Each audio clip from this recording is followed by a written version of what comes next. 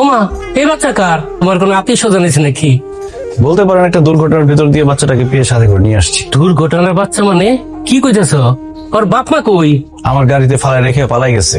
নিষ্পাপ বাচ্চাটা মায়ের আদর আর দুধের অভাবে কাঁদতেছে।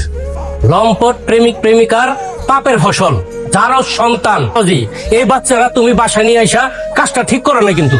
কি বলেন আঙ্কেল? ও একটা নিষ্পাপ বাচ্চা, ফেরেশতার মতো।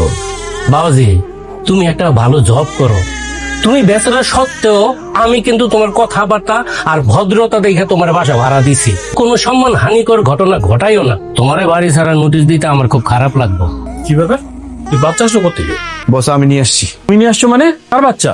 ওই আমার গাড়িতে কাপড় ফেলে গেছে, কি করবো তাই সাথে করে নিয়ে আসছি। হোয়াট? বাচ্চা গাড়িতে ফেলে গেছে আর সেই বাচ্চা নিয়ে তুমি অফিসে চলে আসছো? আর তুমি রুমে আসো।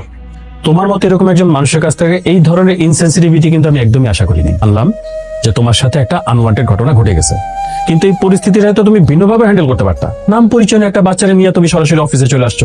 বস, আমার কয়েকটা দিন ছুটি লাগবে। আমার বিশ্বাস ওর মা বাবাকে আমি খুঁজে বার করবো। ভালো করে জানো যে ফরেন ক্লায়েন্টের সাথে আগামী এক সপ্তাহ তোমার মিটিং ফিক্স। এখানে অন্য কোনো রিপ্লেসমেন্ট নাই, তোমার কাজ অন্য কেউ করতে পারবে না। আজকের দিনটা সময় নাও, বাচ্চাটা একটা গতি করে আগামী কালকে থেকে একদম নিয়মিত অফিস করবে। তুমি এটা কি করছো? তোমার কি কমন সেন্স নাই নাকি? তুমি বাচ্চাটাকে নিয়ে আসছো বাবার সাথে দেখা করতে। সে যদি আমার কথাটা আমি তোমার কোনো কথা শুনবো না। নতুন করে কোনো কথা থাকলে বলো। কি কথা বলছিস সে ওর সাথে? আপনার কোলে এটা কার বাচ্চা? আর বলিস না, কোত্থেকে না কোত্থেকে উড়ায় পাইছে বাচ্চাটাকে, এরপর থেকে এই বাচ্চাটাকে নিয়ে ঘুরতেছে। সেজদি, চুপ করো, কোনো কথা বলবো না। কোনো কথা বলার রাইট তোমার নাই। যাও এখান থেকে।